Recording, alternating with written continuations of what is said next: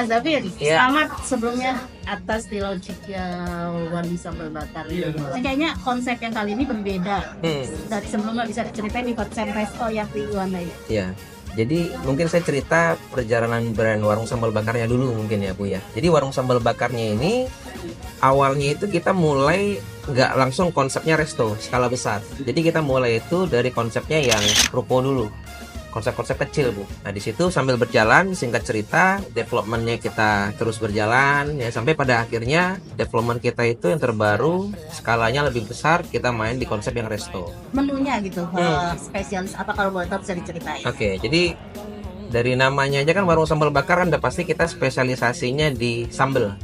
Nah di sini tuh kita punya 3 varian sambal, ada varian sambal bakar, sambal ulet, sama sambal goreng. Jadi kalau ngomong spesialisasinya kita di sini sambal-sambal. Bisa dibilang di sini itu tersedia sambal-sambal yang memang banyak digemari dengan oleh masyarakat Indonesia, Bu. Yang membedakannya apa? Yang membedakannya itu sambal di warung sambal bakar itu kita ada pakai minyak kelapa. Kalau pakai minyak kelapa itu kan lebih istimewa, lebih gurih, lebih wangi, sama lebih sehat kesannya gitu.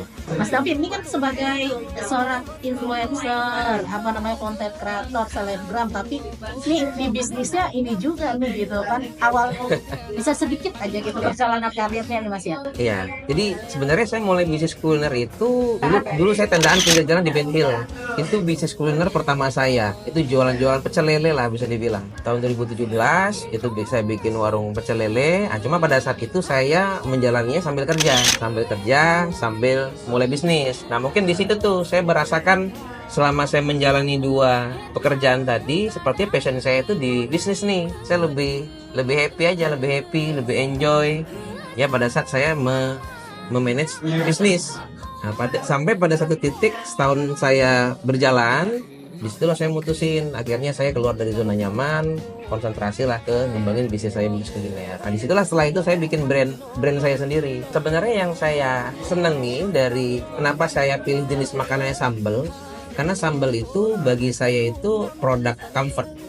Jadi kalau saya melihat dari sisi bisnis kuliner, produk tuh saya bagi 2 aja Mas. Ada yang namanya produk trend sama produk comfort. Produk comfort itu tuh produk apa? Itu produk-produk yang udah jadi culture kita, makanan kita sehari-hari aja.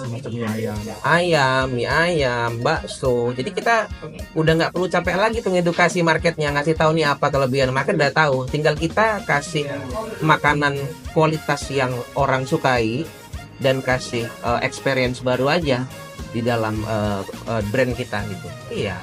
Karena saya pengen cita-cita brand ini bisa sustain jangka panjang. Tapi konten kreatornya masih jalan atau udah? Biasa kan kuliner juga ya, emang ya? Edukasi juga ya. Iya, kebetulan saya juga sambil menjalani bisnis saya, kebetulan suka bikin konten juga di sosial media. Jadi sekalian sharing-sharing lah seputar yang apa saya tahu. Ngam kak ngam hot ngam ni